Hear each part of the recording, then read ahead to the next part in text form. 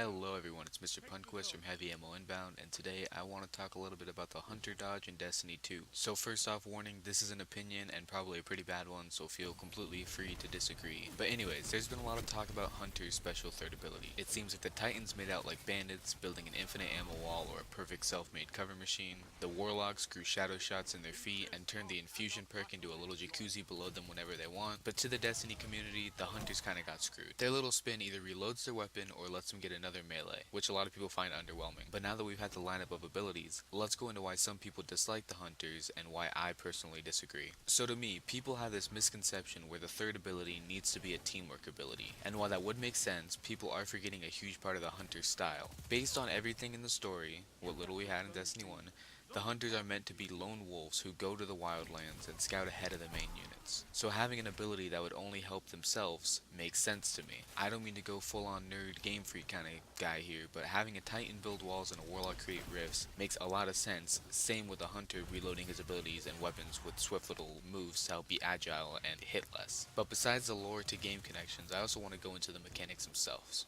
So let's take a weapon as an example. Why not the better Devil's Hand Cannon? If you've seen the weapon, it has a very slow reload speed unless you change perk trees, which makes you lose bullets from 13 in the magazine to 10. Now you can use this in two ways I see. Say you're trying to put in some DPS into a boss. You can, assuming you're not on an incredibly small island a la Atheon, you can quickly blow a load into the boss and get right back into shooting.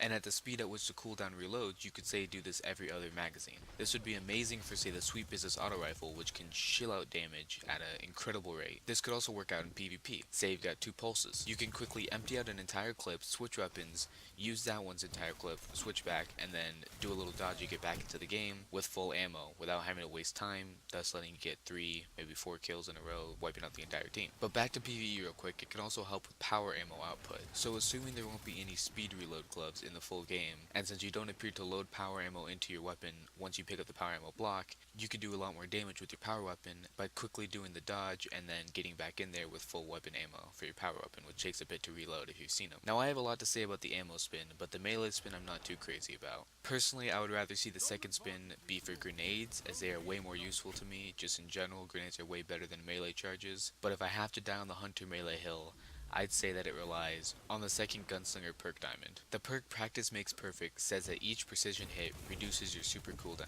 which in the superless instance of Destiny 2 sounds like a dream. So basically you dodge a bunch, throw your knife, get your super faster, and by the time you're done using your super, you should have another dodge ability back, and then you can just keep the cycle going and keep the golden gun shooting more. For Gunslinger, it's pretty useless in my opinion. However, the dodge melee recharge looks like it was literally made for Arc Strider. The dodge roll recharges your melee, which can start health regeneration, which is pretty helpful for anything really. And looking at the second diamond, there's a perk which looks like it could work like the Helmets 814 bubble did for Titans. It says that melee abilities disorient enemies and nearby enemies, so this sounds like an amazing ad control tactic. And while making this commentary, I've actually gotten way more excited about using Arc Strider in the full game based on these perk trees and setups. But overall, it seems like the reload is built around Gunslinger, maybe Night Stalker if it comes in the full game, and the melee is built around Arc Strider, but I feel like it's built perfectly for Hunters and their playstyle, and I don't think all class abilities need to be team helpers. I feel like it makes sense in the gameplay and how Hunters are set up to play. Anyways, I thought I'd get my point out now before it becomes useless when the full game comes out and everything's changed or something's completely different a month down the line with patches and updates. So this is Mr. Punquist from Heavy Ammo Inbound signing out. I'll see you guys next time.